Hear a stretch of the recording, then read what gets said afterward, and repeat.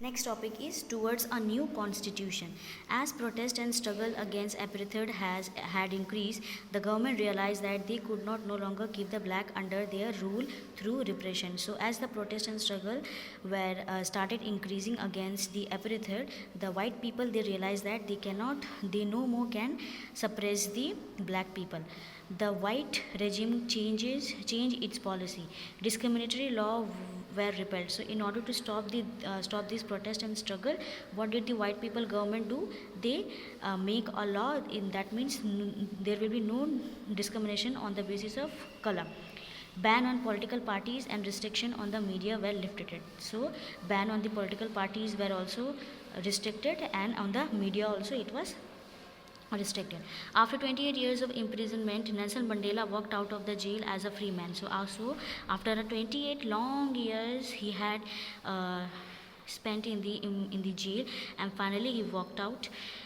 Finally, at the midnight of 26th April 1994, the new national flag of the Republic of South Africa was unfurled, marking the newly born democracy in the world. So, on which date?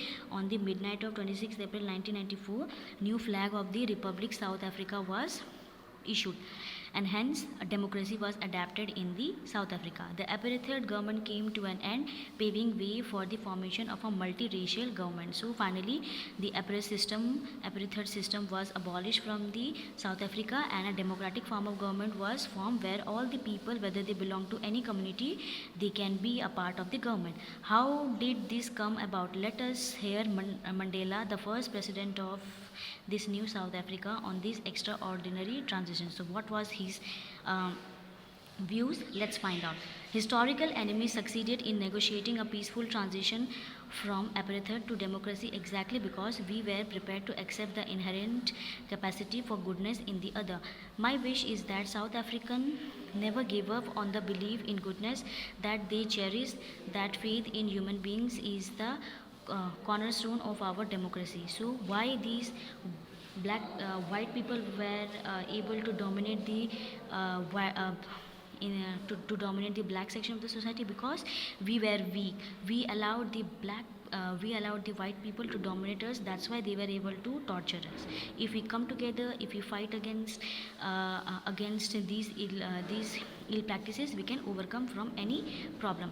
After the emergence of the new democratic South Africa, black leaders appealed to fellow blacks to forgive the whites for the atrocities they had committed while in power. So after when the new democratic South Africa was formed with the help of Nelson Mandela, the black leaders, what they said, that they went to the different black people and requested them to forgive the white, because whatever they have done when they had power, it was bad. But if they will forgive them, that will be a healthy relation in a society.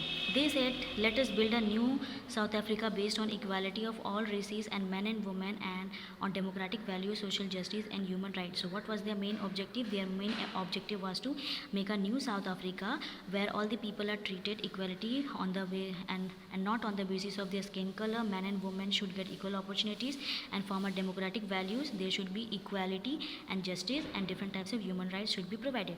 The party that ruled through oppression and brutal killings, and the party that led the freedom struggle, sat together to draw up a common constitution. So all the different types of people, whether they belong to the black community or white community, they have come together and they draw a common constitution. That means rules and regulation. After 2 years of discussion and debate, they came out with one of the finest constitution the world has ever had. So after 2 years of discussion and debate, finally their constitution was ready, and it is considered one of the best constitution in the world. This constitution gave to its citizen the most extensive rights available in any country. So in this constitution, different types of rights have been provided to all the citizens in the South Africa. Together they decided that in the search for a solution to the problem, nobody should be excluded, no one should be treated as a demon, that means villain. So what did they thought? That if we will come together, if we want to solve any problem, we should come together and we should solve the problem. They agreed that everybody should become part of the solution, whatever they might have done or represented in the past. The preamble of the South African Constitution sum up this spirit.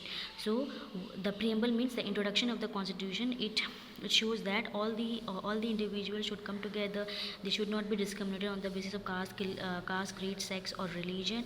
And if we want to overcome any problem, we should come together. Unity is the strength, and these all the things are written in the preamble of the South Africa.